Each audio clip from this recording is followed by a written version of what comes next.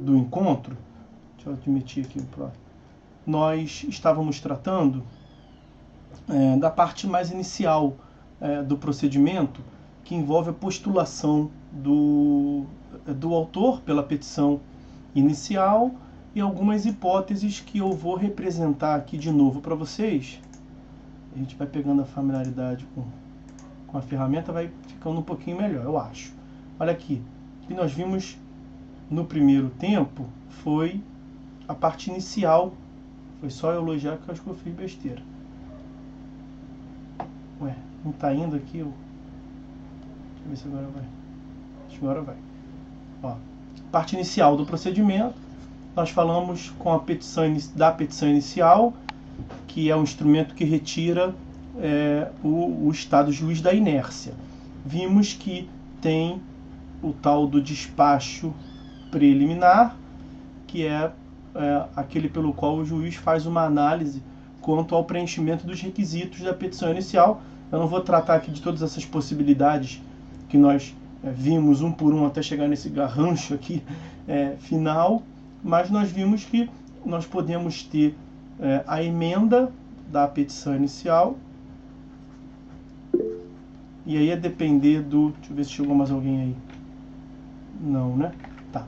A depender da admissibilidade, nós teremos aqui mais adiante a citação do demandado, e vimos que tem algumas hipóteses aqui antes da citação que trata sobre a extinção do processo, que eu até costumo chamar isso de extinção prematura do processo, né? Prematura porque no procedimento comum nós veremos esses atos que estão aqui, mas o momento final é somente esse aqui, ó, o mais na extremidade lá. E nesses institutos aqui, ó, os processos chegam ao fim muito cedo, extinção prematura. E aí nós vimos o indeferimento da petição inicial, do artigo 330, vimos o julgamento liminar de improcedência, do artigo 332, e aí o próximo ato que nós devemos ver, é onde nós estamos agora, portanto, é aqui, nós teríamos a citação do réu, não sendo o caso de aplicar o indeferimento, não sendo o caso de julgamento liminar de improcedência, o processo deve prosseguir, portanto, nós vamos citar o réu, artigo 238, 239, e nós vamos citar o réu para que se pratique o próximo ato. Estamos aqui, portanto, a audiência de conciliação, mediação do artigo 334. Então essa é o panorama no qual nós nos encontramos e vamos dar continuidade analisando o artigo 334. Bom, antes disso, vamos procurar entender a finalidade do legislador ao estabelecer o cabimento dessa audiência antes mesmo da oportunidade de contestação pelo réu. Percebam, os senhores, que nós falamos até agora de um contato do juízo com o autor, né? Indeferimento da petição inicial, emenda da petição inicial, o autor pode apelar, nós vimos que são apelações especiais, essa diferenciada, que admite lá o efeito regressivo. Até agora o réu não alegou nada, não falou nada, porque não chegou o momento do réu falar. O momento que nós teremos para o réu oferecer a sua defesa, para a resposta do réu, está no artigo 335 e em diante, até o artigo 343, que trata da reconvenção. Então, do 335 ao 342, contestação, 343, reconvenção. E antes do 335, temos o 334, que é a audiência de conciliação e mediação. Tem uma finalidade, tem uma razão de ser para que o Código tenha inserido a audiência de conciliação e mediação antes do prazo para que o réu ofereça a sua resposta. E a lógica por trás dessa previsão gira em torno da maior possibilidade na obtenção do acordo. Há estudos que demonstram, com dados científicos, que quando o réu já oferece a sua resposta, a lógica é o réu que perdeu tempo para fazer a contestação, o réu que ao elaborar a contestação sente chance no êxito de ganhar a demanda, o réu que já juntou provas para apresentar o que ele tiver, ele tem menos chance de ser convencido a pôr fim ao processo por meio de uma autocomposição. Então a lógica é justamente diminuir o estado de conflito no processo, diminuir o grau de controvérsia no processo, e antes mesmo do réu apresentar sua resposta, ele comparece em juízo, portanto, para que se tente alcançar, por meio do intermédio de um profissional do juízo, a conciliação ou a mediação. Nós falamos, na aula de teoria geral do processo, que o acesso à justiça contemporâneo, o acesso à justiça na leitura substancial, ele é muito mais do que uma mera abertura da porta para que você possa literalmente acessar o juízo. Não é tão somente uma das leituras do acesso à justiça, realmente, é a propositura da demanda, um livre universal acesso à justiça, artigo 5º, inciso 35 da Constituição Federal. Foi como sempre foi enfrentada a questão. Mas nós vimos que, na perspectiva contemporânea, não basta a garantia fundamental do acesso à justiça, que você tenha uma interpretação literal de ingresso, de acesso, de entrada da parte no Poder Judiciário. Nós devemos nos preocupar também da forma como a parte sai. Então, o acesso à justiça, ele pressupõe uma análise da tutela jurisdicional que é prestada. E a tutela jurisdicional, para que seja compatível com o que parcela da doutrina chama de acesso à ordem jurídica justa, então essa leitura contemporânea do acesso à justiça, o acesso à justiça substancial, seria chamado por alguns como acesso à ordem jurídica justa. E dentro desse acesso à ordem jurídica justa, do acesso à justiça substancial, nós temos a previsão de que a tutela jurisdicional tem que ser tempestiva, inclui-se aí, portanto, a duração razoável do processo. A tutela jurisdicional tem que ser adequada. Falamos da adequação. A tutela jurisdicional adequada é aquela que responde ao que a parte reclamou.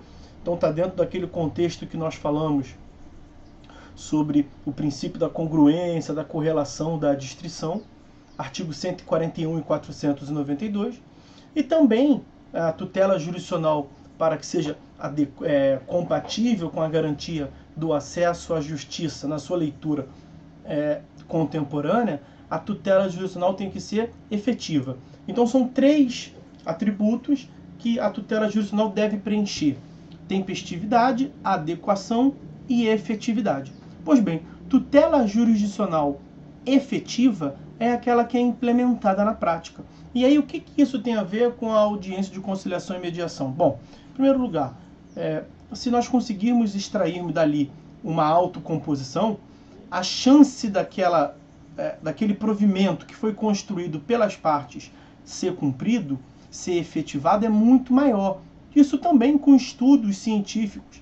Quando nós temos ao final uma tutela jurisdicional prestada de modo adjudicado, imposto pelo juiz, a chance de termos o descumprimento e aí reclamar a necessidade de uma tutela jurisdicional executiva é muito maior do que quando as próprias partes atuam no sentido de construir a solução.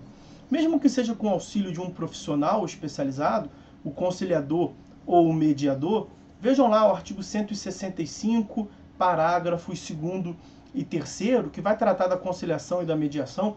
Nós falamos sobre isso na aula da teoria geral do processo, sobre justamente o acesso à justiça substancial, os métodos adequados de solução de conflito. Então, mesmo que na audiência de conciliação, um conciliador, ou na audiência de mediação, um mediador, auxilie as partes a chegarem à solução, o fato é que quando a solução é obtida pelas próprias partes, a efetividade é muito maior. Então, por conta desses fatores, e evidentemente o princípio da duração razoável do processo, quando as partes chegam a um acordo nesse momento inicial, logo depois da citação, é menos tempo que se perdeu. E aí, então, a tutela jurisdicional ela vai ser compatível com o acesso à justiça substancial, tempestiva, adequada e efetiva. A maior importância aqui é na efetividade. Por conta desses fatores, a audiência foi incluída antes da resposta do réu. Tá? Então, o acesso à justiça substancial ele tem previsão lá no artigo 3º e nos seus parágrafos, né? O parágrafo 2º e 3º, o parágrafo 1º do artigo 3º diz que é admitida a arbitragem na forma da lei, que não tem a ver com a arbitragem. Mas os parágrafos 2º e 3º do artigo 3º, eles trazem lá a lógica de que o sistema jurídico como um todo, tanto o ordenamento jurídico em si, o procedimento, quanto os sujeitos processuais, eles devem atuar imbuídos por essa perspectiva consensual, da solução consensual dos conflitos. Também o artigo 139 no inciso 5º, deixa eu colar aqui, ver se eu acho que é o 139, inciso 5º. Peraí. 139. Ó, o juiz dirigirá o processo, incumbindo-lhe. Vai dar um pouquinho mais de trabalho que eu vou ter que voltar. Olha lá. Inciso 5º, olha aí. Promover a qualquer tempo a autocomposição, preferencialmente com auxílio de conciliadores e mediadores judiciais. A qualquer momento no processo, tanto que quando começa a AIJ, tem um dispositivo lá da AIJ, acho que é o artigo 381, 361 talvez, por ali. 358, 359, por ali, que vai dizer que 359 eu acho, que ao começar a audiência de instrução e julgamento, o juiz deve propor, mais uma vez, a técnica de autocomposição. Então, nesse contexto de tentar 359, né, a Vanessa ajudou ali, 359, isso, o juiz a AIJ começa no 358, e aí depois eu pensei melhor, acho que é realmente 359, a Vanessa ajudou. 359, o juiz deve começar a audiência de instrução e julgamento, está lá no final, no procedimento, tentando mais uma vez a autocomposição. Pois então nós temos um sistema que é um novo modelo processual, né? O modelo processual no Código de 73 não tinha essa lógica. Veja, o Código de 73 não falava nada sobre conciliação, mediação, tá? Isso foi uma perspectiva mais contemporânea, desde a resolução 125 do CNJ de 2010, nós passamos a ter uma preocupação um pouco mais centrada nesse assunto. Aí começou-se a ter aquela Semana Nacional da Conciliação. Veja, isso já mostra que há uma política pública de estímulo à autocomposição.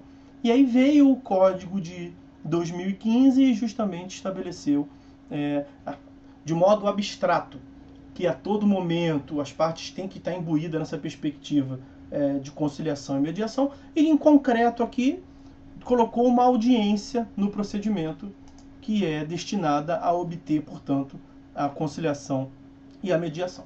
Então vamos ao artigo 334. Tem bastante coisa aberta aqui, deixa eu ver se eu fecho meia dúzia. Vamos lá. Artigo 334 do CPC.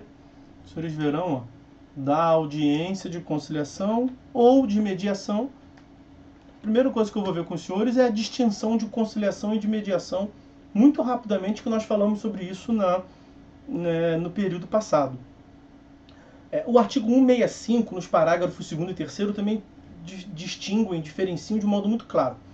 Nós temos a mediação quando há um vínculo continuativo entre as partes. E a conciliação quando o vínculo jurídico que une as partes é um vínculo esporádico. Então, conciliação, uma questão indenizatória. O exemplo que eu costumo dar. Uma parte atropelou a outra, nunca se viram na vida antes, provavelmente nunca se verão depois, e o destino dela se cruzou numa esquina qualquer da vida. Conciliação. O judiciário pode ter uma postura mais ativa, vamos assim dizer. Conciliação se distingue da mediação em razão da postura do terceiro, né? O conciliador ele tem uma postura propositiva, uma postura ativa. em relação ao que ele entende junto com as partes de uma solução para a causa.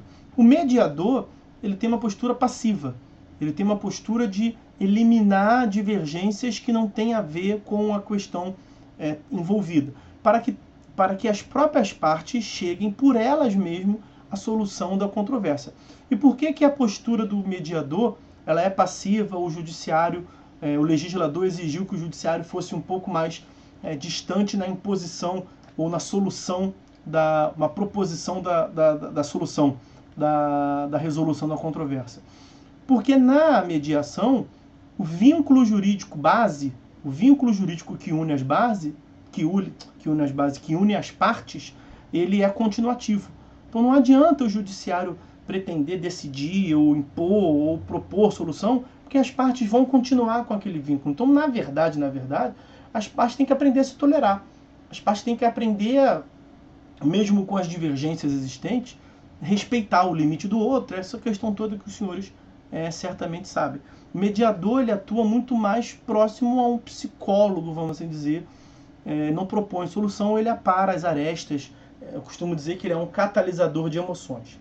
Então, ou vai ser conciliação, na hipótese de uma postura ativa, porque o vínculo não é duradouro, ou vai ser a mediação, onde o terceiro mediador vai ter uma postura passiva, porque o vínculo que existe entre as partes é duradouro, continuativo. Bom, então olha lá, 334. Olha como é que o 334 traz já meio que uma cola do que nós vimos até agora. Se a petição inicial preencheu os requisitos essenciais. Então, se ela preencheu os requisitos essenciais, o que nós falamos? Despacho preliminar positivo. Não for o caso de improcedência liminar do pedido. Então, não é nenhuma das hipóteses de extinção prematura. Porque se a petição inicial preenche os requisitos, não é hipótese de indeferimento da petição inicial.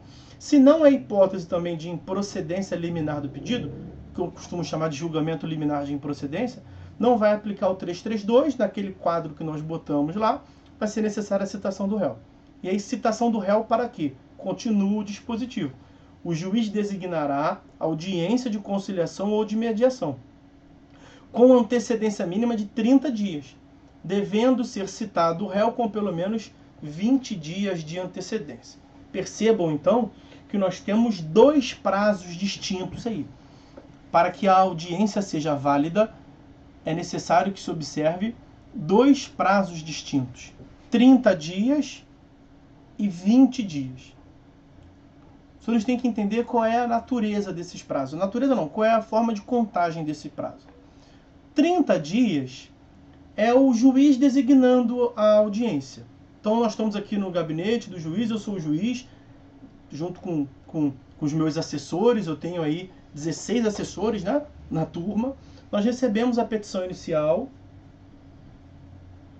Aqui minha tabela de prazo. Nós recebemos a petição inicial, estamos analisando a petição inicial e aí está tudo ok. Não é hipótese do 332. O que nós vamos fazer? Vamos pegar o calendário e vamos marcar a audiência. Vamos ver a agenda do juízo, a data disponível e vamos marcar a tal da audiência. O ato de designação tem que ter 30 dias de distância. Então eu estou marcando a audiência. Vamos esquecer que hoje não é dia útil. Vamos esquecer contagem. Vamos só facilitar aqui. No dia 20, claro que tem que pegar o calendário para contar, né? Mas no dia 20 de junho, é um dia útil. Eu estou despachando, estou designando a audiência. O que eu tenho que fazer? Eu tenho que simplesmente marcar, aqui controle de prazo também. Eu tenho que simplesmente pegar e marcar 30 dias para frente. Eu não posso, sendo hoje dia 20 de junho, marcar uma audiência para a semana que vem, dia 27 de junho. Não posso, porque a designação da audiência tem que ter pelo menos 30 dias. Então o prazo de 30 dias é da designação. O juiz, veja aí, 30 dias de antecedência, porque o juiz está marcando antes, evidentemente. Eu estou marcando hoje uma audiência que vai ser realizada no futuro. Esse futuro tem que ter pelo menos 30 dias de antecedência. É isso. Ok? Bom, audiência é um prazo, é um ato processual, não é? O artigo 219 diz que os atos fixados em dias têm que ser dias úteis. Então, os senhores sabem que são 30 dias úteis para frente. Ok? Bom, O próximo prazo é um prazo de 20 dias. 20 dias de quê? 20 dias do recebimento do réu. Porque esse ato que nós estamos praticando aqui hoje, ele vai designar a audiência e vai determinar a citação do réu para comparecer à sua audiência. É justamente isso que nós estamos vendo, é justamente nesse sentido a novidade do Código de 2015. O réu não é mais citado para contestar, para responder. O réu é citado para comparecer a essa audiência. Pois do momento em que o réu receber a citação, ele tem que ter 20 dias de intervalo para a audiência. Ok? Então eu estou designando hoje a audiência. Eu posso marcar para 30 dias. Posso marcar para o dia 20 de julho. Não é, né? Tem que contar os dias úteis, vai ser difícil de achar o dia. Eu posso marcar para o dia 20 de agosto. Dia 20 de agosto, com certeza, porque vai ter passado 30 dias. Ok? Agora, eu tenho que pensar, eu como juiz, tenho que pensar no seguinte. O réu tem que receber o mandado de citação com 20 dias de antecedência. Se eu marcar para muito próximo, na verdade eu tenho que conhecer o funcionamento do meu cartório. Eu tenho que saber quanto tempo que demora, porque uma coisa é eu determinar a expedição do mandado. A outra coisa é o mandado ser confeccionado. Uma terceira coisa é o mandado ser expedido. Uma quarta coisa é o réu ser encontrado para ser citado. É desse momento final que vai se contar os 20 dias. Então não adianta, por isso que às vezes os juízes marcam. Bom, primeiro, o juiz marca para muito tempo para frente, em geral, porque a agenda está lotada, né? E muitos processos, aquela sobrecarga de trabalho, que é verdade, não podemos negar. Também é verdade que eles utilizam isso como desculpa para diversas atrocidades processuais que são cometidas. Mas enfim, o juiz vai pegar hoje para junho, ele, nas causas que nós atuamos lá de modo geral, nem tem essa audiência porque é fazenda pública em juízo. Mas eu imagino que deve marcar ali pelo menos para o ano que vem, né? Final do ano que vem. São dois motivos. O primeiro motivo é a sobrecarga de trabalho. Vai lá. Um segundo motivo é que não adianta aqui pretender ser tão rápido, porque o que pode acontecer é o réu ser citado em cima do laço e vai alegar nulidade. Aí vai ter que gerar a audiência de pauta e fazer outra, de qualquer maneira. Então percebam, são dois prazos. 30 dias da designação. Então eu estou designando, tenho que observar 30 dias para frente. E o outro prazo são 20 dias do recebimento. O réu, quando recebe o mandado de citação, ele tem direito a ter 20 dias para pensar o que fazer em relação à audiência. Tá? Então aí estão a natureza dos dois prazos. O parágrafo 1º do 334, ele determina que o conciliador ou o mediador que deve realizar pegar os 3 primeiros parágrafos para colocar para os senhores aí. Ó, parágrafo 1º. O conciliador ou mediador, onde houver, atuará necessariamente na audiência de conciliação e mediação, observando o disposto nesse código, bem como disposições da lei local de organização judiciária, no nosso caso aqui o CODIGERJ. Qual é a lógica que nós temos por trás aqui, senhores? E é uma questão um pouco tormentosa. Vigora nessa lógica, né, nesse ambiente da autocomposição, da mediação / conciliação, o que se chama de princípio da confidencialidade. Então, o que acontece em Vegas, morre em Vegas, né? O que acontece na sala de conciliação e mediação, morre na sala de mediação e conciliação. Então, o ideal é que o juiz não participe dessa audiência, porque nós temos uma questão humana, de uma falibilidade, não é nem falibilidade, mas uma questão que a psicologia estuda. O juiz ouvindo uma informação qualquer pela parte, são duas questões, que o juiz ouvindo uma informação qualquer pela parte, imagine uma confissão praticada pela parte. Se não for obtida a autocomposição, aquilo não pode exercer nenhuma influência no processo. Mas como que o juiz vai julgar de um modo imparcial se ele já recebeu uma informação privilegiada na audiência? Esse é um primeiro ponto. O segundo ponto é o extremo oposto. Como que a parte vai se sentir confortável para reconhecer algum fato? Não precisa nem ser confissão propriamente dita, mas reconhecer algum fato mínimo que seja sobre a causa de pedir, sobre os fatos subjacentes, se tiver o juiz na frente dela. que ela vai pensar?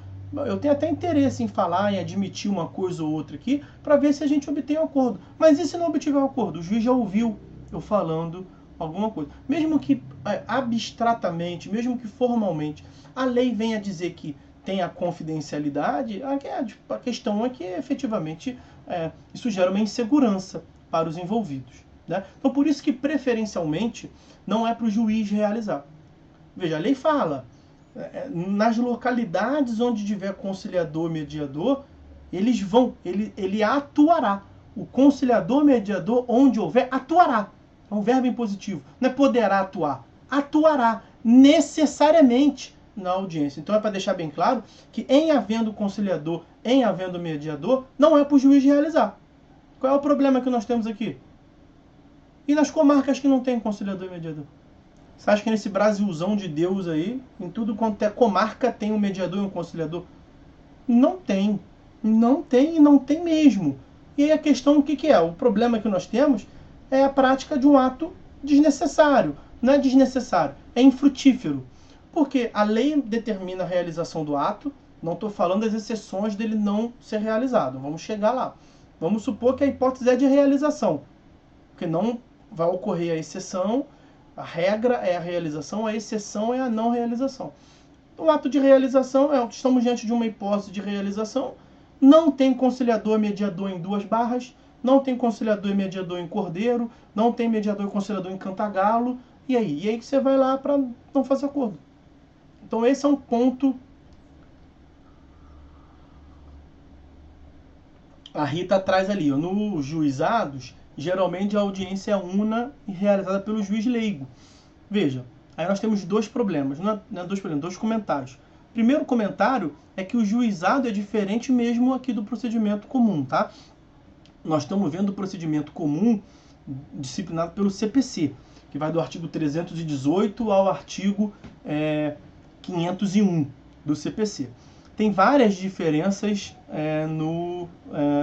nos juizados mesmo. O segundo problema que eu vejo aí, não tem segundo problema. Que eu imaginei se eu estivesse falando conciliador. O conciliador realizar a audiência de instrução e julgamento seria um absurdo. E tem até essa possibilidade, em tese, nos juizados especiais da Fazenda Pública, né? A lei do juizado especial da Fazenda Pública, lei 12.153 de 2009, trouxe muitos poderes ao conciliador que é incompatível com a realidade. Não, Rita, fala sério, tem que pedir desculpa não. Mas é porque nos juizados é realmente diferente, tá? Aqui no procedimento comum da vara civil, vamos assim dizer, não pode ser realizada as duas audiências juntas porque são incompatíveis. Essa hipótese é incompatível com o procedimento comum. Lá nos juizados, essa hipótese de convolução da audiência numa audiência una, isso depende do juizado também, não são todos que fazem isso. Mas é possível porque o artigo 2º da Lei 9.099 de 95, ele traz mesmo um conteúdo de concentração dos atos, né? A oralidade, a simplicidade, a informalidade daquele procedimento lá. Tá bom? Bom, então é o seguinte, aonde tiver conciliador / mediador, é para ele realizar por conta desta lógica da confidencialidade. E aí, tem conciliador, tem mediador, foi marcada uma audiência ou de conciliação ou de mediação lá no centro de tratamento consensual que os tribunais podem instaurar. A questão é o seguinte, em havendo êxito na autocomposição, então sendo obtida a autocomposição, vai ser discriminado lá no termo, na ata, o que foi combinado, o que foi acordado, ok? Aquilo é remetido para uma homologação do juiz. O juiz não tem competência para, tratando-se de direito disponível, né, ele não tem competência para se imiscuir no conteúdo do acordo. Ele não pode falar, não vou homologar porque tá bom demais para o autor, tá ruim demais para o réu. Ele não pode fazer isso, justamente porque o direito é disponível. Ele não tem nada a ver com aquilo. O que ele pode fazer por que não se produz efeito automaticamente? Por que o juiz faz essa homologação? O juiz faz a homologação porque ele vai controlar ali a validade do acordo no sentido de livre manifestação da vontade. Então ele vai ver esses requisitos formais. Ele vai ver se uma das partes é incapaz e não estava assistida, representada. Ele vai ver se houve alguma imposição, erro, dolo, coação, esse tipo de coisa. Se a vontade foi livre, e em juízo é difícil de você constatar algo diferente disso, o juiz homologa. E aí homologa, acabou. A outra hipótese é a realização da audiência com a finalidade de se obter a autocomposição sem que se logre êxito. E aí o que acontece? Se não for obtido êxito, o conciliador, o mediador, ele não descreve o que aconteceu, justamente pela confidencialidade. Ele vai falar, excelência, tentado a autocomposição não logrou êxito. Ele tem que falar o menos possível. Ele só tem que o processo continuar porque foi tentada a autocomposição, a consensualidade e não foi obtida. Então ele não vai dizer, olha, o autor disse isso, aquilo outro, o réu disse isso, aquilo outro. Porque justamente o que acontece em Vegas morre em Vegas. O que acontece na ACM, audiência de conciliação ou mediação, morre na ACM. Se não for obtido a autocomposição, então nada deve ser dito, portanto, pela confidencialidade. Ok? Nós temos uma hipótese intermediária. A primeira hipótese foi a obtenção da autocomposição, homologa por sentença. Artigo 487, inciso 3º. Temos uma outra hipótese, no outro extremo, a não obtenção da autocomposição. É possível que as partes estejam pensando a respeito, né? É possível que com o auxílio do profissional, do conciliador, mediador, tenha feito surgir nas partes uma viabilidade de acordo. Mas e se as partes não estiverem seguras para, naquele momento ali, consumarem um acordo? Aí o parágrafo 2º diz que pode ter mais de uma audiência.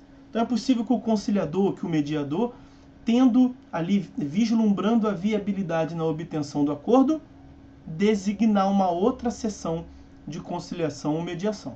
Poderá haver mais de uma sessão destinada à conciliação e à mediação, não podendo exceder 2 meses da data de realização da primeira, desde que a nova designação seja necessária à composição das partes. Esse prazo de 2 meses, ele pode ser prorrogado pelo juiz, né? Não pode o conciliador ficar marcando para dezembro, estando agora em junho. Não, ele vai marcar na agenda lá do Centro de Conciliação e Mediação, ele vai marcar uma outra sessão, mais uma outra.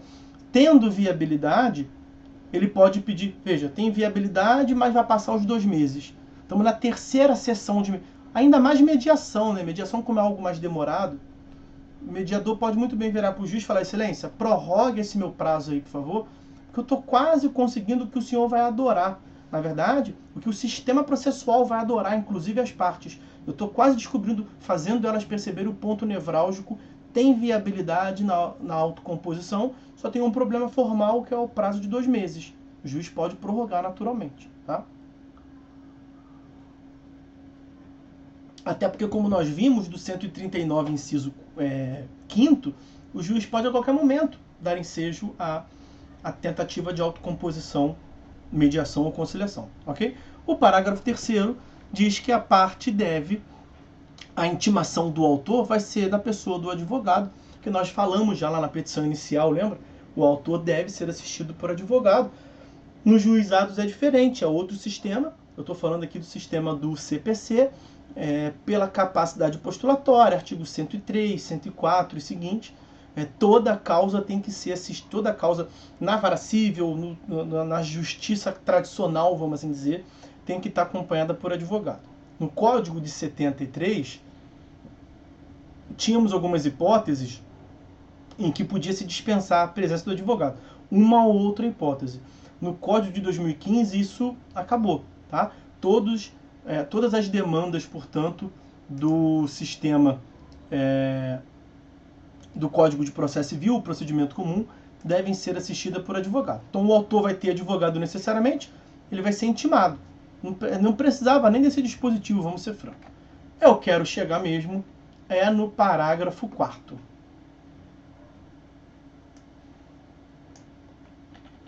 O parágrafo 4º, ele tem 2 incisos. Eu vou até fazer diferente aqui. Eu vou trazer os 2. O senhor já tem conhecimento disso, certamente. Tá lá. A audiência não será realizada. Eu vou pular o inciso 1º. E vamos falar do inciso segundo.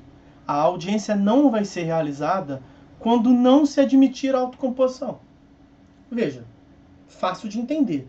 Se o ato a ser praticado, uma audiência de conciliação e mediação, nós vimos, tem a finalidade, tem a lógica por trás de alcançar a autocomposição, se for uma demanda que não admite autocomposição, não vai marcar. Bom, agora, quais são as hipóteses numa turma de pós-graduação de processo civil em que não se admite autocomposição? Veja, uma parcela substancial da doutrina vai dizer que não existe essa hipótese no processo civil, que não existe hipótese no direito civil que não admita a autocomposição. Só cuidado com essa afirmação aqui em alguns pontos, tá?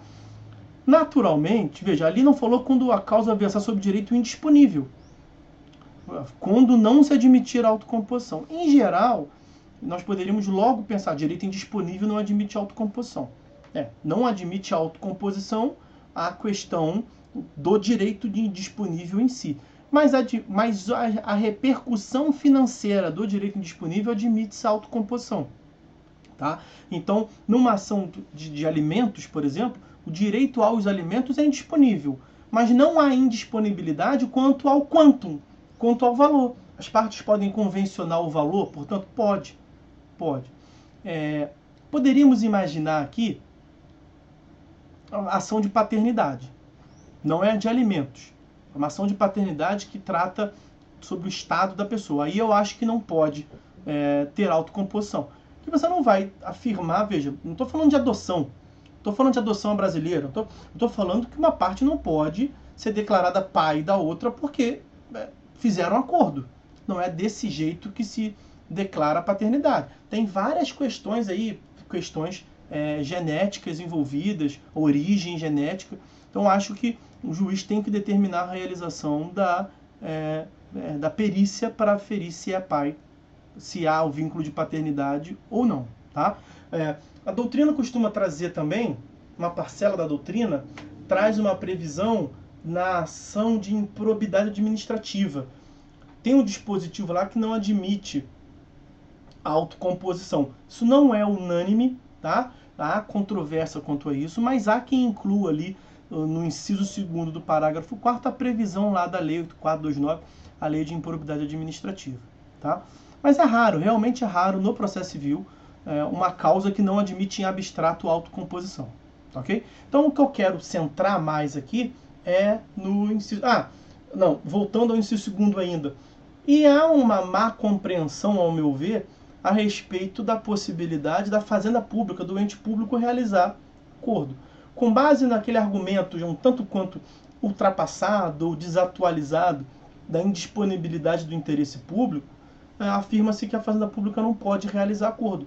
Isso é um ledo engano. Muitas das vezes é até benéfico para a fazenda pública o pagamento mediante acordo, realizar um acordo. Então, o interesse público, isso o professor Diogo de Figueiredo dizia, o interesse público que é indisponível é o interesse público primário, é o bem coletivo, interesse público primário.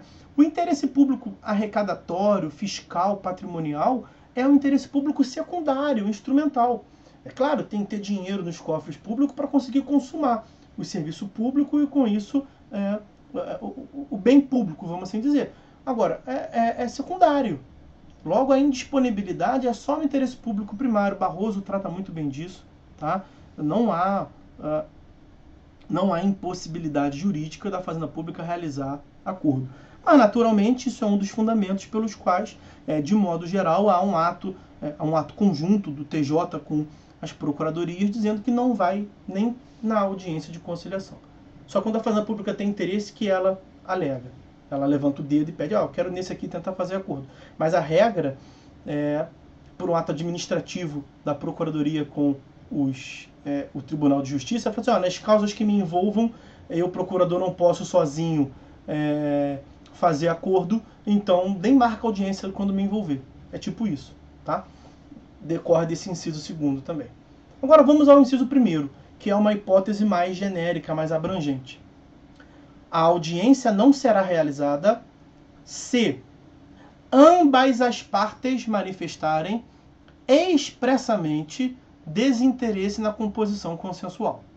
Então, esse inciso 1º do parágrafo 4º do artigo 334, ele deve ser necessariamente combinado. Veja, vai vir um parágrafo 5º logo embaixo aí para os senhores.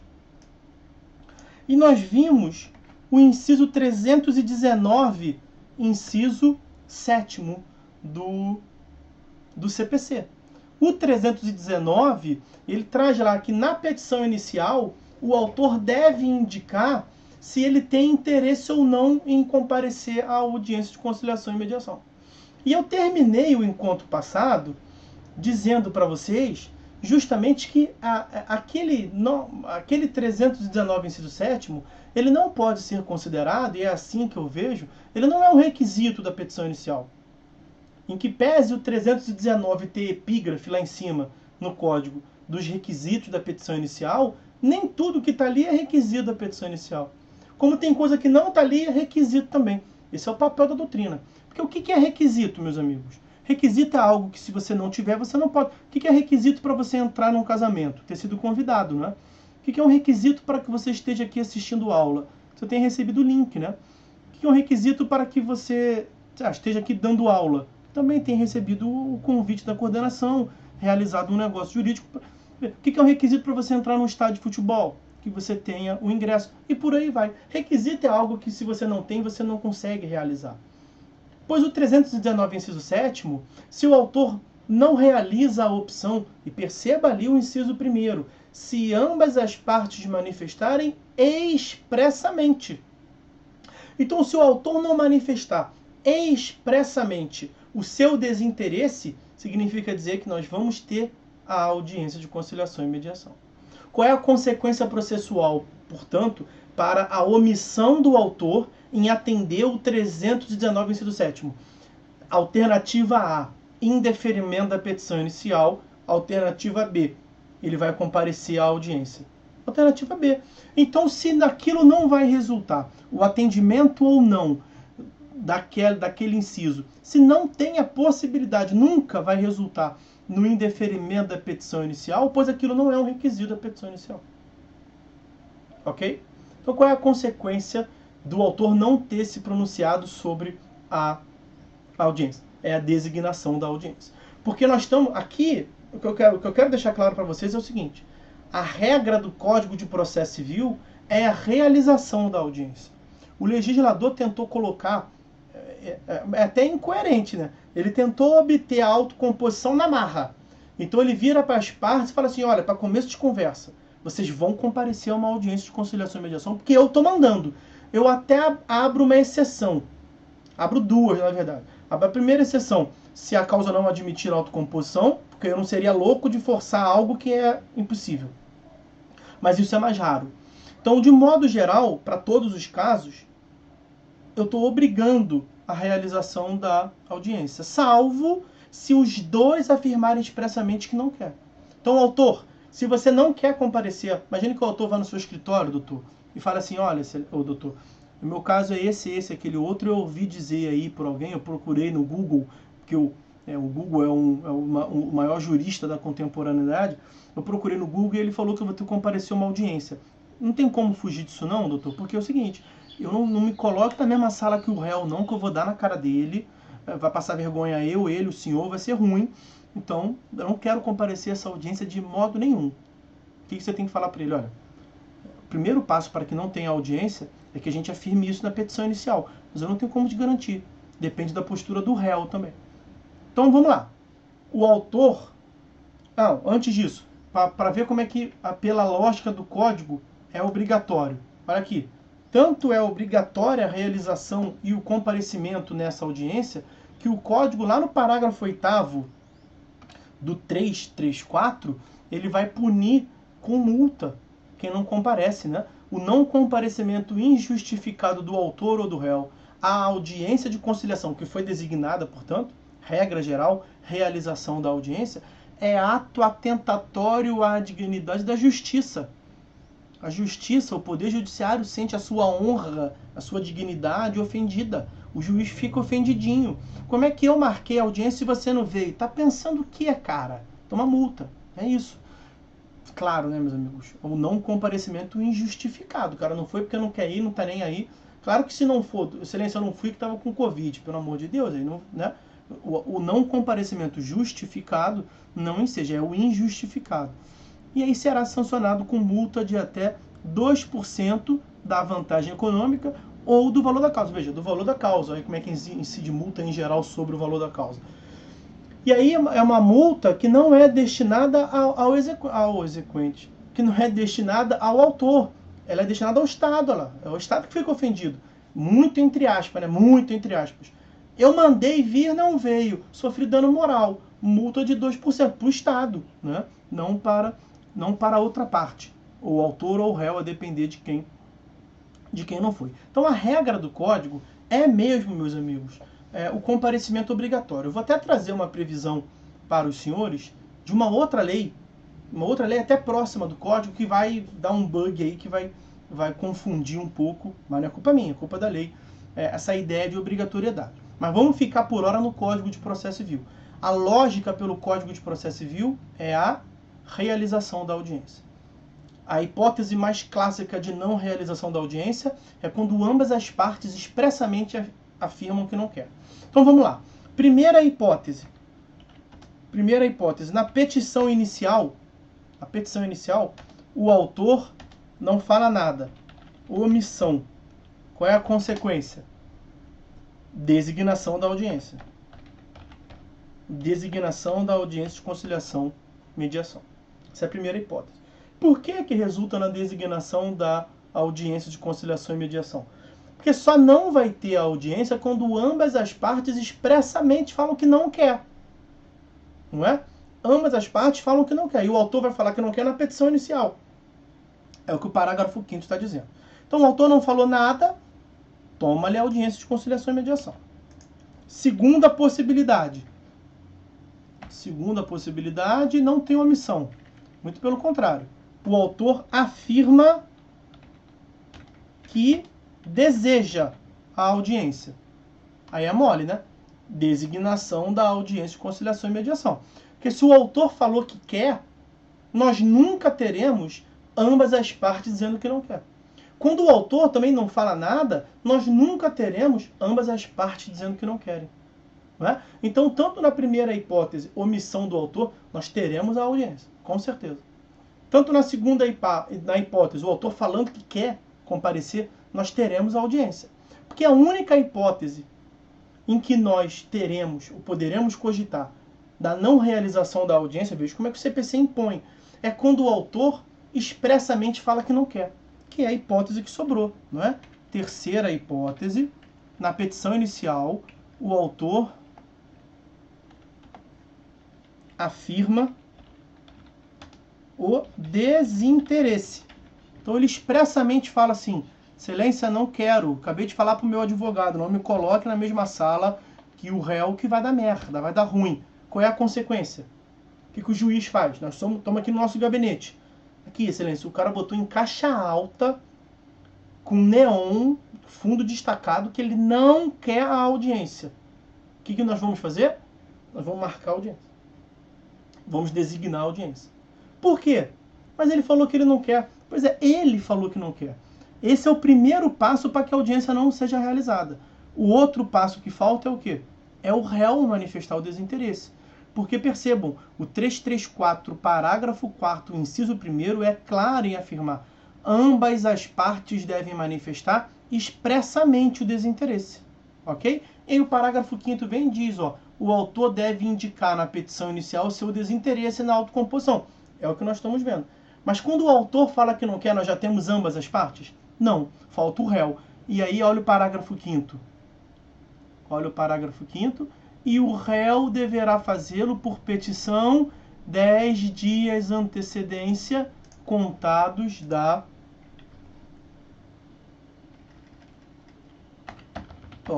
esse aí é a parte final do parágrafo 5º. E o réu... E o réu deverá fazê-lo por petição apresentada com 10 dias de antecedência contados da data da audiência. O réu deve ter 20 dias, né? Nós vimos lá atrás, 20 dias do recebimento do mandado de citação para a audiência. E ele vai pensar o que fazer. Uma das coisas que ele pode pensar no que fazer é dizer que não quer a audiência. Mas não adianta ele peticionar dizendo que não quer se o autor não tiver feito nada. Não adianta ele peticionar dizendo que não quer se o autor tiver dito que quer. Ele vai peticionar dizendo que não quer, ele vai ser orientado pelo advogado, e aí, quer ou não quer ir lá? O autor falou que não quer. Se você afirmar que não quer, não vai ter audiência. Uma das possibilidades é a recusa dele. Então, pela lógica do CPC, eu já vi que alguém colocou uma pergunta ali, eu já vou lá ver o que é. Pela lógica do CPC, esta audiência é obrigatória. Esta audiência é obrigatória e ela somente não vai acontecer quando a hipótese não admite autocomposição, que é uma hipótese que é um caso raro, ou mesmo que seja admitida em tese a autocomposição, autor e réu não querem. E autor e réu devem expressamente falar que não querem. Ok? Isso não é obtido por uma interpretação extensiva. Ah, mas, excelência, na minha petição inicial eu falei tão mal do réu aí que dá pra ver que eu não quero. Não, tem que falar expressamente que não quer. O autor fala expressamente que não quer, a audiência é marcada. É marcada porque tem que ouvir o réu. E o réu fala expressamente que não quer. Veja, o réu fala expressamente que não quer em 10 dias. O réu fala expressamente que não quer com 10 dias de antecedência. E é desse prazo, só para fazer aqui uma menção, é desse momento em que o réu fala que não quer que vai começar a contar o prazo dele, é o que está lá no artigo 335. Mas nós vamos voltar a isso no momento do prazo para resposta do réu. Então quero ver com vocês essa hipótese de não realização da audiência, como eu acabei de colocar, tá? Deixa eu ver ali o que tem no chat lá. Felipe, já vi casos que o juiz mandou emendar a inicial para dizer se tem ou não interesse. Isso é um absurdo. Não tem. A omissão do autor significa que vai ter audiência, tá? Isso é um formalismo exacerbado, porque o inciso 7º diz que ele tem que optar pela realização ou não. Basta fazer uma leitura combinada com 334, parágrafo 4º. Quando o autor... Veja, quais são as formas de você praticar um ato? Por comissão, ativamente, ou por omissão. A postura, ninguém pode alegar desconhecimento da lei. A postura do autor em não informar que não quer significa implicitamente que ele quer, tá? Mas também não há nulidade do juiz. Na verdade, isso aí toma tempo no processo. É só essa a questão, né? Entendeu, Felipe? A minha visão? Entendeu? Parece que também, veja, é a minha visão. Não quer dizer que eu esteja certo, mas é como eu enxergo. E vem a Vanessa. Caso um queira e o outro não, o juiz marca a audiência? Marca a audiência. Tá, Vanessa? Marca a audiência. Porque para que não tenhamos, é justamente esta lógica. E eu estou passando pela lógica do CPC. O legislador de 2015, que fez o CPC, ele colocou a audiência como sendo obrigatório. Vamos tentar botar todo mundo numa sala de audiência para ter lá o sofazinho, ser confortável. Vamos treinar conciliador e mediador para tratar bem as partes, para obter na marra essa audiência. Menos processo para o juiz julgar. Esta é a lógica do CPC. É a audiência na marra. Só se ambos disserem que não quer. Vem a Vanessa de novo e marcando a audiência. A parte que não tem interesse pode deixar de ir? Não, de jeito nenhum. Quem não tem interesse tem que ir obrigatoriamente. Foi o que nós vimos lá no parágrafo 8º. Tem que ir, porque o legislador está apostando na qualidade dos conciliadores, na qualidade dos mediadores e em tirar leite de pedra, em tirar a autocomposição. E eu estou dizendo o tempo todo aqui com os senhores, pontuando que é na lógica do CPC. Quem tem experiência prática, geralmente, porque a aula online é um pouco diferente, mas geralmente... Até na aula de graduação, só onde eu estagio, eu já vi coisa diferente. Aula de pós... mas nem sempre o juiz marca, não. Nós não vamos chegar agora.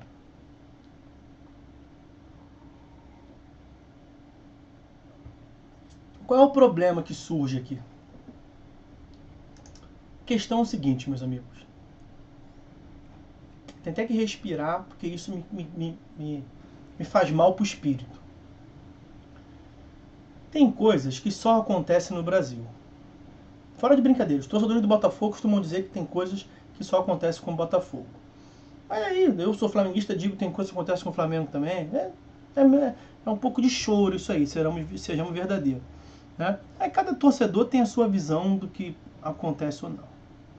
Mas, senhores, hão de convir que o Brasil ele é mestre em aprontar das suas. E olha que eu não tenho filosofia tupiniquim, não, muito pelo contrário, hein?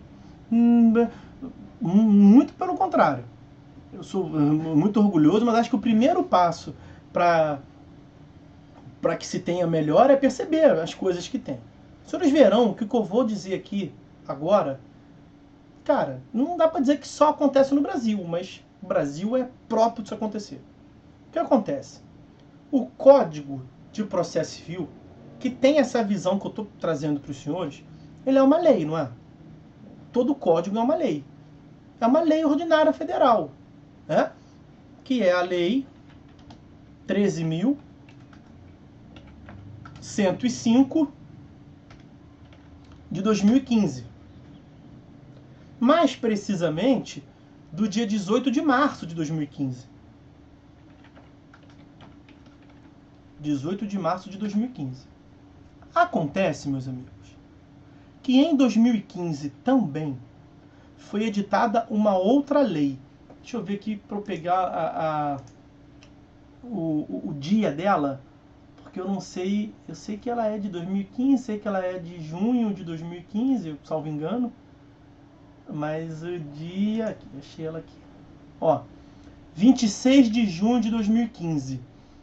Então, em 2015 nós tivemos também a Lei 13.140 de 2015. Qual foi a data que eu falei? 26 de junho de 2015. No mesmo ano. 3 meses de diferença. O mesmo parlamento. Porque se fosse outro mandato, você fala, mas foram outras pessoas, né? Outra concepção política. O mesmo parlamento, o mesmo grupo de pessoas. Aprovou o CPC, dia 18 de março de 2015, e logo depois, 3 meses depois, aprovou a Lei 13.140. Essa Lei 13.140, meus amigos, é a Lei Geral de Mediação. Lei Geral de Mediação. E lá na parte final da Lei 13.140, tem um dispositivo que diz assim, ó, tudo que eu estou dizendo aqui da mediação serve também para as outras técnicas de autocomposição. Então, é a Lei Geral de Mediação e de Conciliação. A Lei Geral de Autocomposição, chamada Lei Geral de Mediação. Lei 13.140 de 2015. Qual é o problema que nós temos, meus amigos? O que acontece é que na Lei Geral de Mediação, qual é o dispositivo, hein? Artigo 2º, ó. Artigo 2º. A mediação será orientada pelos seguintes princípios. Achei aqui. Olha o inciso 5º. Autonomia da vontade das partes. Autonomia da vontade? Então não é obrigatório. Então vai quem quiser ir, não é? Vai quem quiser à vontade, quem tiver à vontade. Ah, e antes que pensem, essa Lei 13.140 de 2015, ela é uma lei geral de mediação, tanto para... Tem um capítulo da mediação judicial, tem um capítulo da mediação extrajudicial. Tá? Então é aplicado nos processos judiciais. Nós temos no artigo 2º, na parte introdutória, de princípios gerais. A mediação será tratada pelos princípios. Não fala que é a mediação extrajudicial. Toda mediação, por esses princípios. Mas será que a autonomia da vontade pode chegar nesse contexto de que vai quem quiser e tal? Para não ter dúvida, olha o que o parágrafo 2º desse mesmo artigo 2º prevê. Ninguém será obrigado a permanecer em procedimento de mediação. E aí? Porque pela lógica do CPC, é obrigatório. Só não vai se os dois falarem que não quer. Não é isso? 334, parágrafo 4º, inciso 1º. Parágrafo 8º do 334. Se não for, toma multa, hein? No mesmo ano, é aprovada uma lei, 3 meses depois, que diz o extremo oposto. Vai quem quiser. Autonomia da vontade. Ninguém se submete a um procedimento mediatório contra a sua vontade. Autorregramento da vontade, liberdade individual. E aí? qual deve prevalecer? Aí nós temos um grande problema, né? Grande problema porque me parece clara a antinomia entre as normas. O sentido e o conteúdo normativo é diametralmente oposto. Qual que deve prevalecer? Como é que a gente deve chegar à construção de uma solução? Nós temos, para a resolução de antinomia, os critérios hierárquicos, da especialidade e o temporal, não é? O critério hierárquico não nos ajuda em nada, porque as duas são leis federais, leis ordinárias federais.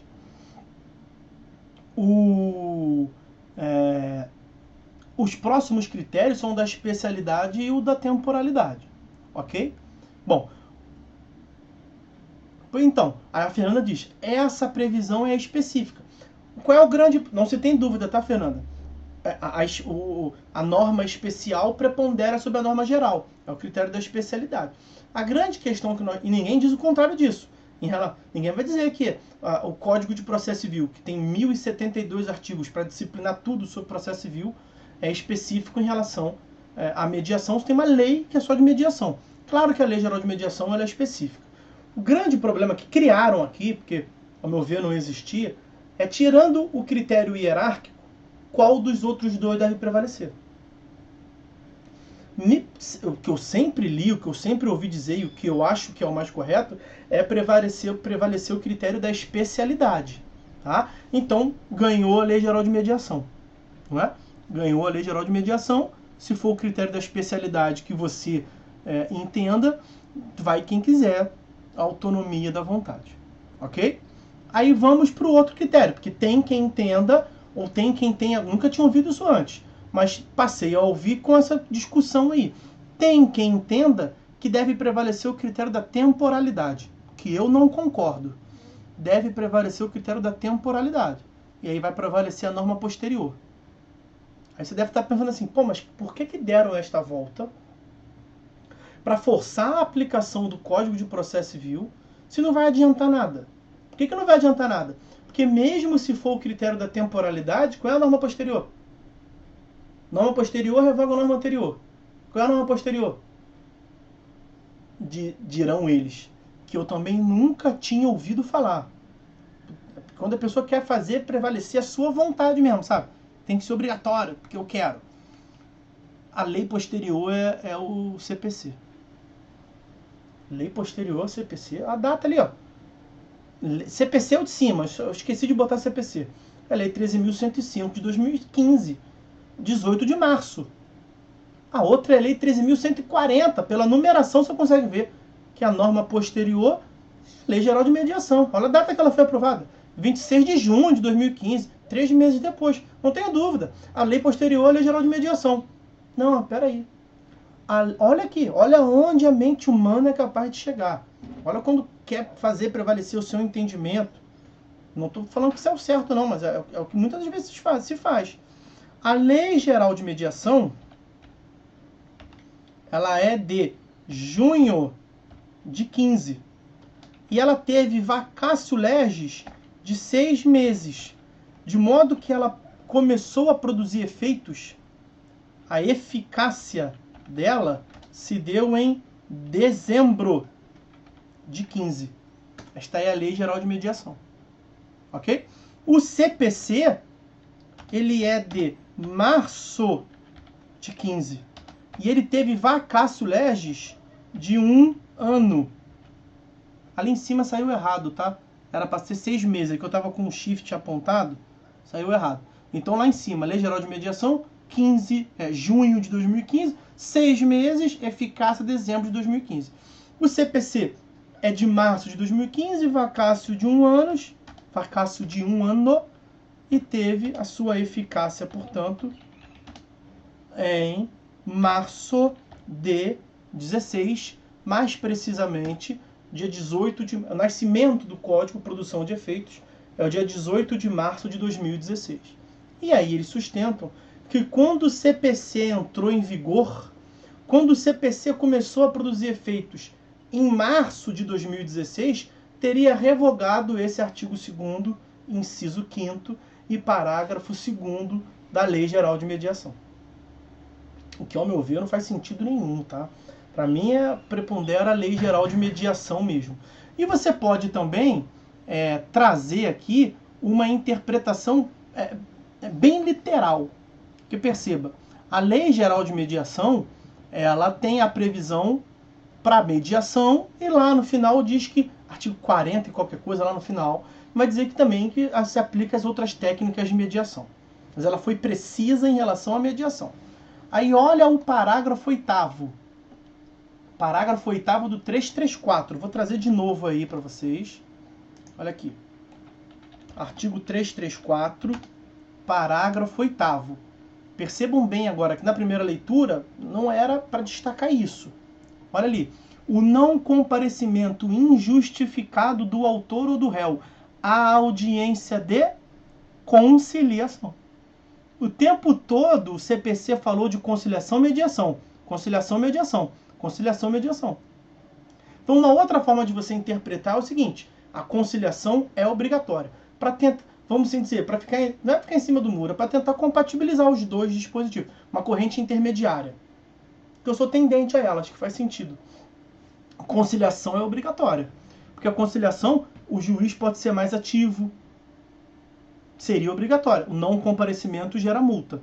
Na mediação, não está ali na aplicação de multa o não comparecimento. Então, na mediação vai quem quer. Então, aquele artigo 42, 40 e qualquer coisa, acho que é 42, da Lei Geral de Mediação, que diz que aplica tudo que ela falou, a Lei Geral de Mediação aplica-se também, desde que não haja incompatibilidade.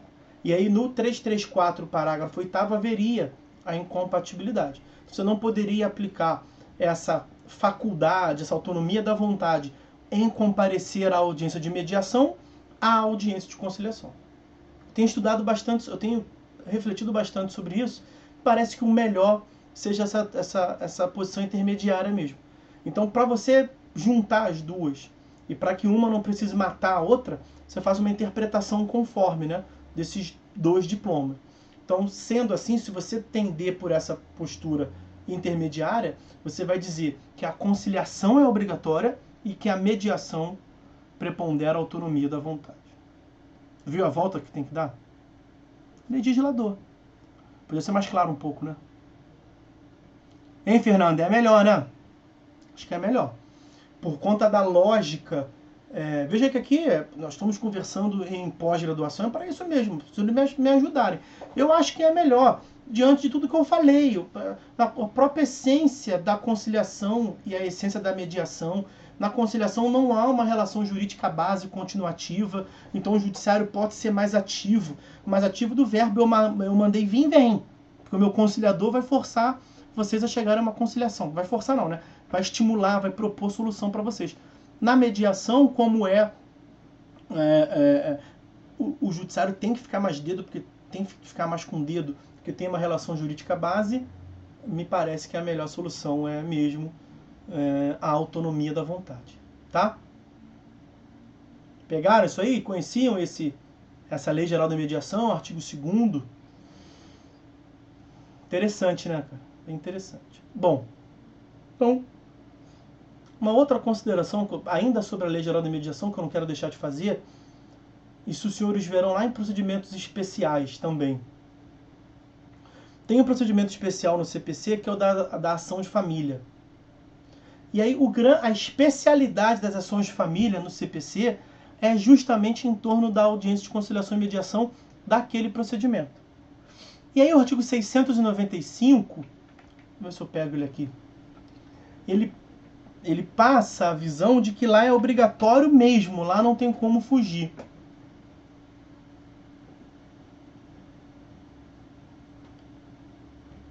Vou pegar o 694. O 694 trata das ações de família, vai dizer lá que as ações de família são regidas pela solução consensual da controvérsia. Tá. Até agora novidade nenhuma. Ele só chama atenção, só reforça essa atenção. Aí, o 695 prevê o seguinte, ele não está trazendo todos. Vamos ficar só com esse parágrafo mesmo. Ó. Recebida a petição inicial e tomadas as providências referentes à tutela provisória, o juiz ordenará a citação do réu para comparecer à audiência de mediação e conciliação, observado o disposto no 694, que é a tentativa de solução consensual. Como é que a doutrina vem interpretando isso? Então é obrigatório. Então a audiência no procedimento... O que é procedimento especial, meus amigos? É tudo aquilo que tem diferente do comum. Se o legislador gastou tinta aqui no procedimento especial para dizer isso, é porque é diferente do comum. Qual é a diferença do comum? No comum, tem como não ter. No procedimento comum, tem a opção, a válvula de escape para não ter. Aqui não tem. Então, a especialidade das ações de família gira em torno da obrigatoriedade mesmo da realização da audiência. É como a doutrina vem interpretando esse 695. E é até curioso, não sei se é esse parágrafo. Ah lá, é esse parágrafo primeiro mesmo. O mandado de citação do réu contém apenas os dados necessários à audiência e deverá estar desacompanhada da cópia, da contrafé, que é a cópia da petição inicial. Lá no capítulo da citação do Código, é direito do réu receber o mandado de citação e a cópia da petição inicial. Para quê? Para que ele possa saber do que se trata e desde ali pensar o que fazer, porque o prazo dele é curto, né? 20 dias para comparecer à audiência, 10 dias de antecedência para falar se quer ou se não quer comparecer, se for o caso, enfim. Ele tem que receber o mandado de citação com a cópia da petição inicial. Ali não. Por que não? Porque a lei tentou ainda mais diminuir a litigiosidade. Aí você pode pensar como advogado, naturalmente, desse lado daí, e falar assim, porra, pessoa, que putaria, hein? Que sacanagem. Como é que o meu cliente não vai ter cópia da petição inicial? Veja, a lei dá com uma mão e tira com a outra, sabe? A lei diz que o mandado não vai acompanhar, é para ele procurar um advogado, mas o advogado vai ter acesso? Claro que não se restringe o acesso do advogado, tá? Não se restringe o acesso, o advogado tem acesso franqueado às cópias. Então dá um pouco mais de trabalho para o réu, mas se o réu quiser saber, e vai querer saber, né, do que se trata, é claro que ele vai obter cópia, ainda mais processo eletrônico, o advogado vai entrar e vai ter acesso, tá?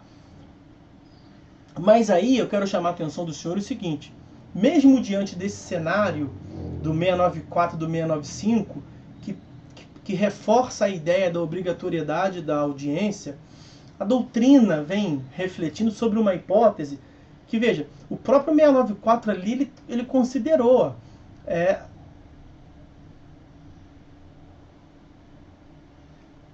não, do 695. Recebida a petição inicial e tomadas as providências referentes à tutela provisória. É um tipo de demanda que tem muita controvérsias iniciais que envolve tutela de urgência. E muitas das vezes por conta de um motivo nefasto, horroroso, que é o da agressão familiar. E aí será que, vamos supor, será que o marido pode ter medo de comparecer à audiência porque a mulher enfia a porrada nele? Claro que pode. Mas não vai estar protegido pela Lei Maria da Penha, né? Porque é só para proteger as mulheres. Mas, enfim, tiver alguma medida protetiva qualquer, claro que é mais comum, a Lei Maria da Penha trata da hipótese ridícula e absurda de uma pessoa agredir a outra por conta da sua preponderância física, coisa, enfim. A lei protetiva da mulher tem as medidas lá de distância. E aí, se a mulher tiver protegida uma medida de distância, como é que vai ter a realização dessa audiência? Aí não tem como, né? Aí a doutrina vem dizendo que não vai realizar. Como é que se interpreta, então, o dispositivo? A lei tenta deixar ainda mais claro que nas ações de família é o campo específico para mediação, é para ter a mediação. Nem manda para o réu a petição inicial, não. Tenta forçar o comparecimento dele aqui desarmado, numa boa para tentar fazer o acordo. Se ele procurar advogado, não vamos proibir que o advogado tenha acesso naturalmente. Mas vamos realizar essa audiência. A doutrina diz, tá, beleza, vamos engolir isso aí que o judiciário vai conseguir ser o mal para todo, solução para todos os males, vai conseguir tirar leite de pedra, vamos dar uma chance. Mas não vamos admitir, não faz sentido, que a lei para tentar a autocomposição, retira a proteção da mulher se ela tiver obtido da distância mínima, tá? Que é uma medida protetiva, então é causa justificadora para a retirada da audiência de pauta. Pelo tempo que eu tenho aqui, deixa eu tratar de uma hipótese específica que envolve essa audiência de conciliação e mediação. Imagine o seguinte: vimos que o autor deve indicar o juízo competente, não vimos? Aí nós não estamos pelo autor, nós estamos pelo réu. E nós recebemos a citação para quê? Para o comparecimento em uma audiência de conciliação ou de mediação. Audiência de conciliação que foi designada. Só que onde que foi designada a audiência de conciliação? Em Juiz de Fora. O autor propôs a demanda lá em Juiz de Fora. Aí você pensa assim, mas por quê? Você tenta ver com o réu, tenta ver com o seu cliente. Não é nenhuma das hipóteses excepcionais. Direito pessoal, bem imóvel, 46 tem que ser aplicado. Não tem consumidor envolvido, não tem nenhuma das hipóteses do artigo. Não tem a opção do autor escolher lá. Tinha que ser um domicílio do réu. E o teu réu tem domicílio aqui no Rio de Janeiro, cara. O cara propôs a demanda lá. Como é que você vai alegar a incompetência territorial do juízo? Na contestação, né? Olha o que o artigo 64 prevê. Ó.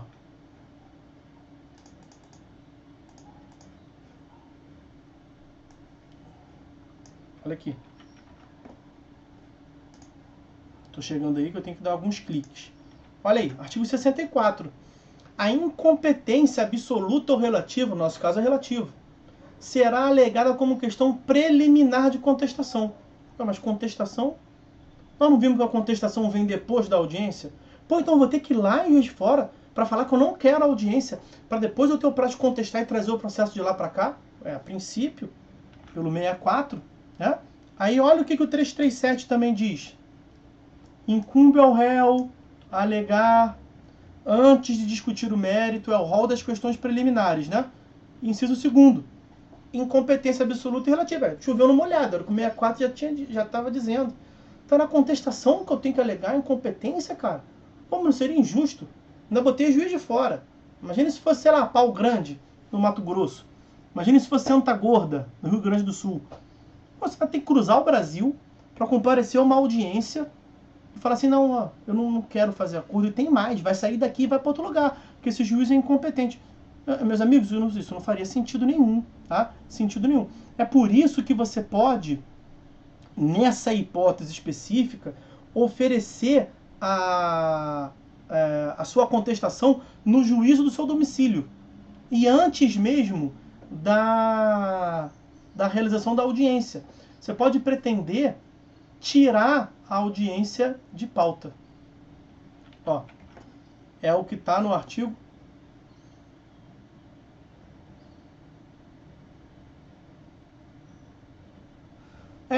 O Newton traz ali, não faz sentido a audiência ser obrigatória, porque autoriza o juiz a tentar o acordo a qualquer momento. Aquela previsão lá do 139, a qualquer momento, é uma previsão mais genérica, vamos assim dizer, né? Está na parte geral do código. Essa previsão do 334 ela é mais específica. O código tentou introduzir essa audiência na marra para tentar tirar o acordo. Mas ela não agrada a todos, evidentemente. Não agrada a todos. Tem várias repercussões no processo. Por exemplo, até agora não correu o prazo do réu, né? Contestar. Então tem essa questão, essa aposta do código na tentativa da autocomposição, muitas das vezes gera um atraso no processo, né? Imagina que o juiz pega agora em junho e marca para fevereiro do ano que vem a audiência de conciliação e mediação. Até lá, não tem prazo do réu correndo. Será que o réu pode... O réu, na prática se faz? O réu não fala que não quer a audiência. O réu deixa a audiência, chega lá e dá um somebody love e fala que não tem como fazer. As condições propostas eu não faço acordo não. Porque ele só vai ter o prazo dele para contestar correndo da audiência para frente. Entendeu? Esse é realmente um grande problema. Mas a hipótese que eu acabei de falar que o Newton me provocou ali foi o réu vindo a juízo, realizando a audiência, vai ganhar o tempo dele lá, Mas ele vai à audiência e fala que não quer. A hipótese que nós estávamos vendo é quando a audiência é lá na Cochinchina. Como fazer? Eu não sei se eu botei aí, não. Ó, é o artigo 340. Olha lá. Havendo alegação de incompetência relativa ou absoluta, a contestação poderá ser protocolada no foro de domicílio do réu. Nosso exemplo foi proposta lá em Juiz de Fora, né? Teu cliente procurou aí. Você tem que ir lá, falar que não quer o acordo, para falar que não vai ser audiência, e falar assim, você tem mais, vou tirar de você, vou levar para o Rio. Não, você vai peticionar a sua... A lei chama de contestação, não é sua aspas contestação, pode ser uma petição simples. Porque você pode alegar só incompetência, absoluto relativo. E falar assim, ó, pode tirando de pauta daí, porque eu não vou aí não. O processo tem que tramitar aqui no Rio. Você não precisa ir lá. Você vai fazer um protocolo integrado. E é engraçado que é um protocolo integrado envolvendo até tribunais diferentes, né? Não é só do próprio tribunal. Geralmente é um protocolo integrado por uma questão administrativa do tribunal local. Aqui não, aqui a lei está dizendo que você pode... Foi proposta a ação no Amazonas. Você, o teu cliente, teu escritório é no Rio Grande do Sul. Você pode tirar de lá para cá, protocolando aqui aí no Rio Grande do Sul, onde você tiver, onde o réu tiver domicílio. Então, olha lá, havendo alegação de incompetência relativa absoluta, a contestação poderá ser protocolada no foro de domicílio do réu. Fato que será imediatamente comunicado ao juiz da causa, no nosso exemplo inicial, lá de Juiz de Fora, preferencialmente por meio eletrônico. Então, se aqui no Rio é processo físico, o cartório vai digitalizar e vai mandar por meio eletrônico para lá. Se em outro lugar, aqui no nosso caso é processo eletrônico, né? Então você vai peticionar aqui eletronicamente e o juiz daqui vai comunicar lá. Mas se vier de outro lugar qualquer que é físico, digitaliza e manda, preferencialmente por meio eletrônico. E aí, olha só. O que mais importa aqui é o parágrafo 3º. Ó, vou pegar o parágrafo 2º e o parágrafo 3º. Do 340. Reconhecida a competência do foro indicado pelo réu, o juiz, então, no nosso caso, é o Rio de Janeiro, não é o de Juiz de Fora, o juízo para o qual for distribuída a contestação ou a carta precatória será considerado prevento. Então, como é que vai funcionar esse procedimento? Nós estamos aqui no Rio, recebemos uma citação do Tribunal de Minas, lá de Juiz de Fora, que era para comparecer lá. Aquele juiz é incompetente. Nós vamos distribuir aqui no Rio de Janeiro. E algum juízo vai receber. Vai ter uma distribuição da sua contestação para que o juízo daqui, que ele vai fazer é só mandar para lá, porque é o juízo de lá que vai analisar. Lembra do princípio da competência e competência?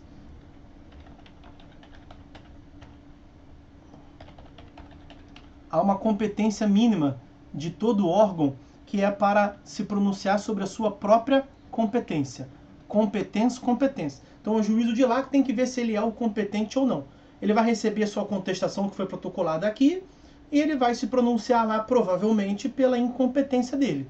A não ser que ele seja louco, vai se pronunciar pela incompetência. Se ele falar que lá que ele é competente, você vai ter que atuar lá para reformar. Mas ele dizendo que ele é incompetente, ele vai mandar o processo para cá. Porque lembrem-se, qual é a consequência da incompetência? A consequência da incompetência é sempre a remessa dos autos ao juízo competente.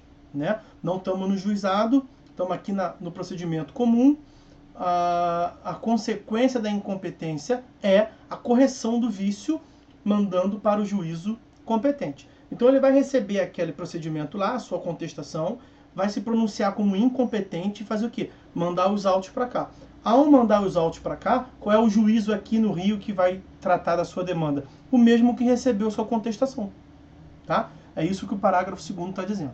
Parágrafo 3º. Alegada a incompetência nos termos do caput, será suspensa a realização da audiência de conciliação se tiver sido designada. E já vai ter sido designada. Se não for uma hipótese que não admite autocomposição, o juiz marcou uma audiência lá. Marcou uma audiência para setembro de 2020. E o teu cliente chegou agora, tu acabou de receber a citação dele, ele está perguntando o que fazer. Vou ter que ir lá, doutor. Aí tu fala para ele, não, eu vou salvar tua barra aqui, advogado é muito 7 anos.